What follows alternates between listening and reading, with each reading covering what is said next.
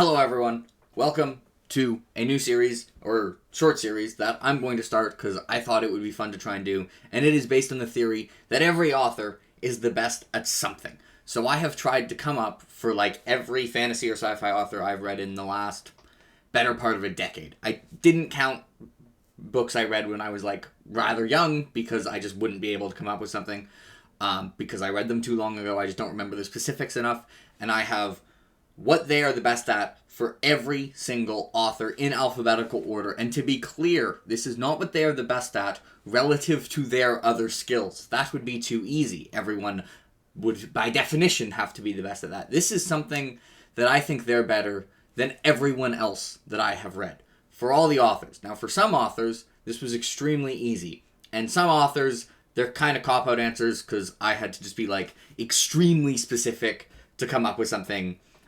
But you know what? I did my best to come up with something that is actually a legitimate skill that they could be proud of for every single author that I have read.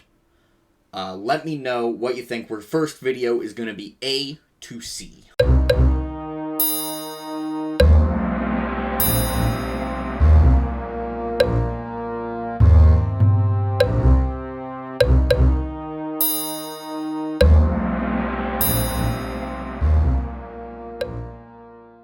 So, the first author I have alphabetically is the Lord of Grimdark himself, Mr. Joe Abercrombie. And this was an extremely easy pick, and I went with writing distinct internal character voices. Now, there would be a couple honorable mentions for this, primarily Dan Simmons in Hyperion and Robin Hobb in The Live Ship Traders, but I did go with Abercrombie. It's kind of what he's known for, and it is true that he does this.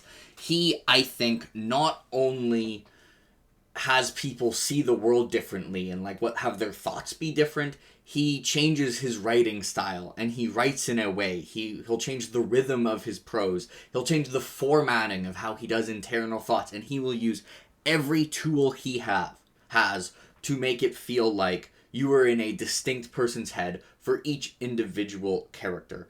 And I don't think I'm going to get a lot of pushback on this. This is probably, in my opinion, the thing Joe Abercrombie does best.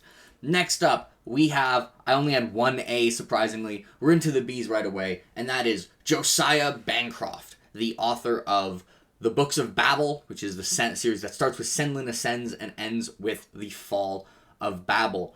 And this was a tough one, and I kind of had between two different things, and I'm just going to mention both. And the first was straddling the line between gritty and surreal. The Tower of Babel somehow manages to feel super whimsical while also feeling kind of gritty and slimy. But I am actually going to go with using the setting to explore themes and develop characters. This is something I talked about quite a bit in my review. But I think if you change the setting, a lot of the themes and character arcs just wouldn't work. And he's created his extremely unique setting and used that location he has to actually affect the bare bones aspects of his story and the themes and the characters. And I think it's one of the reason everything it has such its own unique feel, because the Tower of Babel is such a unique setting, and that leads to unique themes and characters. And next up, we have Peter Beagle, who I've only read one book by, which is The Last Unicorn. And for him, I have writing fairy tale characters that somehow feel grounded. He manages to have characters that feel like they are, they're out of a fable, a fairy tale, and yet they still feel like they could be real people, and they feel more complex, and adding complexity to those classic inspirations. And coming up next, we had a slightly trickier one. Actually, no, this one wasn't that tricky. I don't like this author as much as the three people above him, but there is something that I think he was very good at, and that is Robert Jackson Bennett, the author of the Foundry Side trilogy and the Divine Cities trilogy, but I haven't read that. In fact, I've only read 1.5 books by this author. And there's going to be, the thing I think he's the best at is something you might have expected for someone else, and that is magic systems that blur the line on being science. Scribing, I think, is an even more Sanderson-esque magic system than Sanderson, and his implication and utilization of it is by far my favorite aspect of this trilogy. And we have after that Pierce Brown, the author of the Red Rising trilogy and the Dark Age trilogy, which I have not read.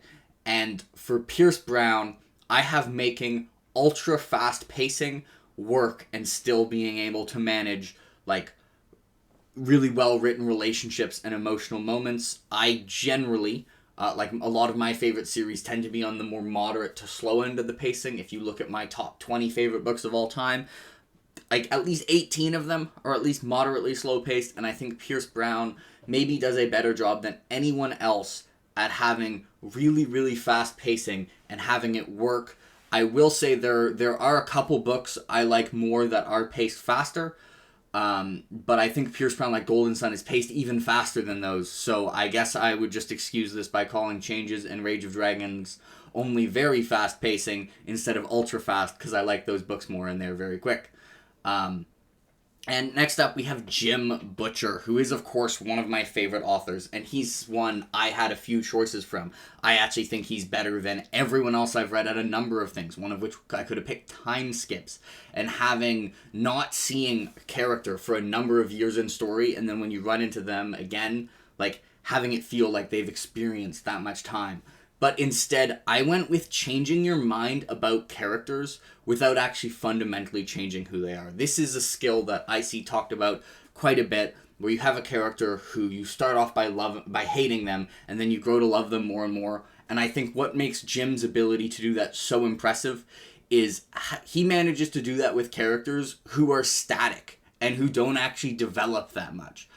And I haven't run into anyone else who does that, in my opinion, even remotely as well. There's one especially in the Dresden Files, but it's not just that one. He's done this a number of times, where I go from really disliking a character to straight up loving them and being emotionally invested in them, while they basically remain the same person and maybe change a little bit, but are for the most part like I didn't change my mind because they just went from being a bad person to a good person. I changed my mind because my view of the person has changed, because originally I was biased. Jim Butcher's getting longer than these other people. That's because I love Jim Butcher. Deal with it.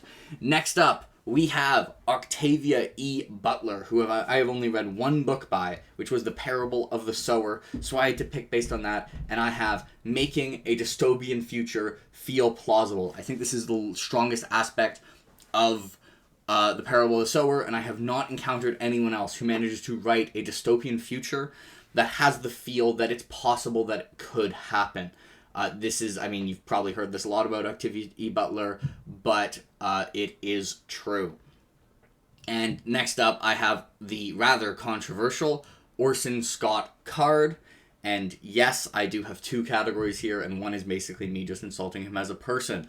But the other is making a protagonist who under almost any other author would just be a Gary Stu actually interesting, with good old Ender Wiggins. I also considered reframing like past conflicts in our mind, but then I thought of a couple of people who I thought did that even better.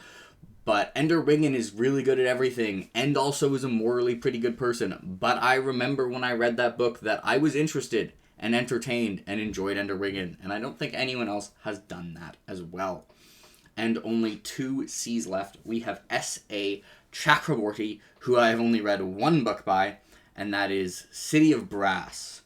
And this one was pretty challenging, to be honest, and I don't actually know if I fully agree with what I picked, because I've only read one book by them, and I thought it was good, but I didn't love it. I have Getting the Plot Moving Quickly. She talks about this in some of her interviews, how this is more like a common format for storytelling, like in the culture that it's based on, where you start off the novel by like having something like happen right away, and then use that momentum from that to build like the characters and world. And I think she did execute that quite well.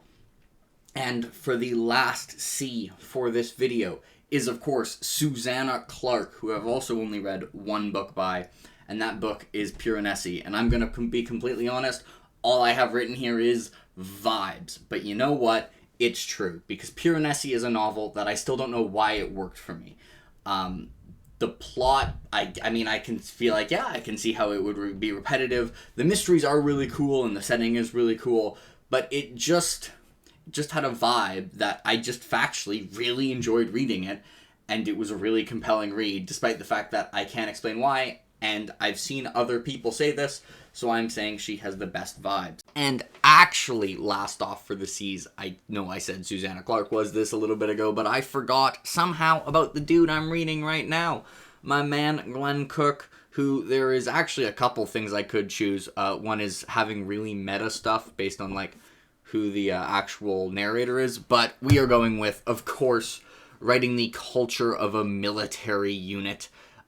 This is, I mean, there's a lot of kind of military brotherhoods in fantasy. Erickson's got a bunch of them. John Gwynn's got a bunch of them. But Glenn Cook was kind of like the first focus on that. And so far, I think he is the best at focusing on that. It is what the entire Black Company is about. If he was not good at it, he would have sold 5 books. That's not true. He's good at some other stuff as well. But the OG and I, in my opinion, the best at the writing, like, the culture and the group dynamics that are, even as, like, people leave and enter the company, still feels believable and coherent. Alright, I'm curious if this was entertaining. This was part 1, because we've only gone through A through C. Probably be like 4 videos like this to get through all the letters of the alphabet. Am I crazy for picking some of these? Although I guess you could be like this actually, has anyone I haven't read done these things even better, do you think? Let me know in the comments, and if you enjoyed this video, I kind of just made this up because it sounded fun. Have a nice day, everyone.